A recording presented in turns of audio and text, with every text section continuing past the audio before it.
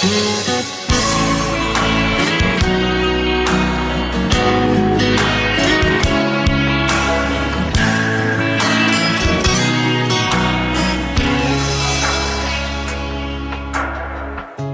ាវស្នេហាអ្នកទាំងពីរ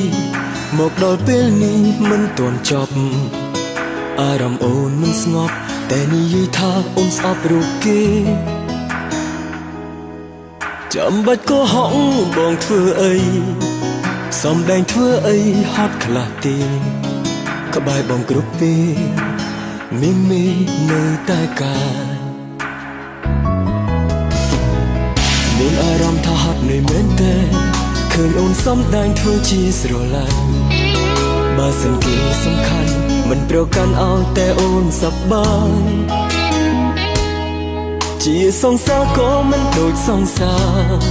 បញ្ចប់ឆាកល្ខោនស្នេហាខ្លាំងខ្លាបងនឹងទៅឆ្ងាយអូនកុំស្ដាយបងអីណាកុំព្យាយាមកុហករូបបងម្ដងហើយម្ដងទៀតគ្មានប្រយោជន៍ទេអូននៅតែតាក់ទងនឹងគេក្នុងនាមស្នេហាមើលមកបងលោកជាមនុស្សងងប៉ុន្តែប្រាប់ត្រង់ឲ្យអូនដឹងថាបងគ្មានចេតនាធ្វើជាអ្នកទី3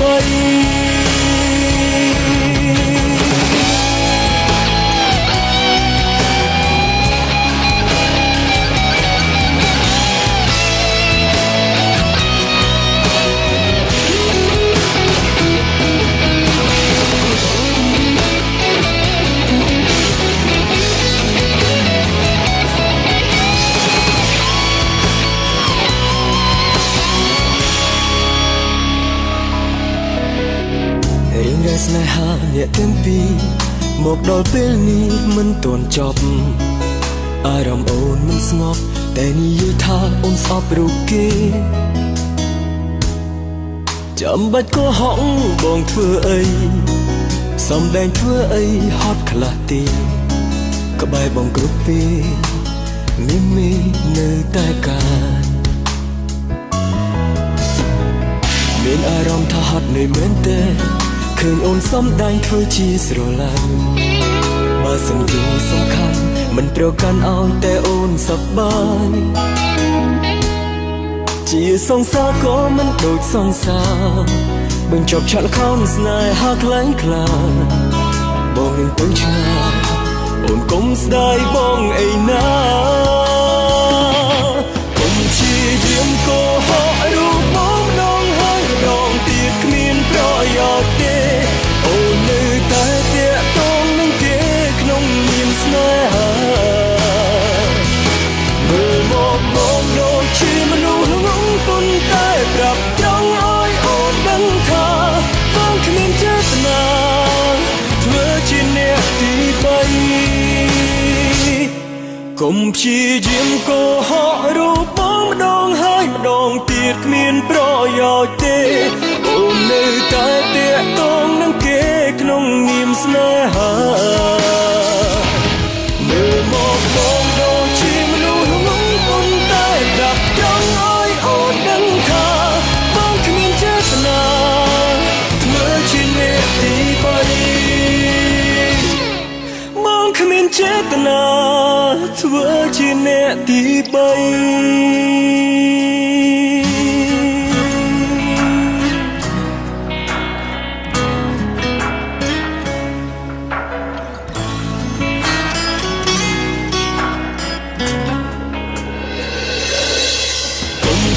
យាមកុហករូបបងម្ដងហើយម្ដងទៀតគ្មានប្រយោជន៍ទេ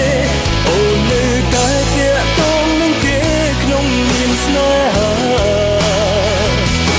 មើលមកបងដូចជាមនុស្សងងប៉ុន្តែប្រាប់ត្រង់ឲ្យអូនដឹងថាបងគ្មានចេតនាធ្វើជាអ្នកទី3កុំព្យាយាមកុហករូបបងម្ដងហើយម្ដងទៀតគ្មានប្រយោជន៍ទេអូននៅតែតាក់ទងនឹងគេក្នុងនាមស្នេហា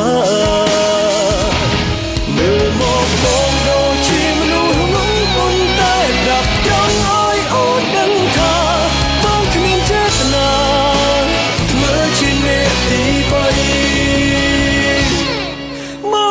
ចេតនា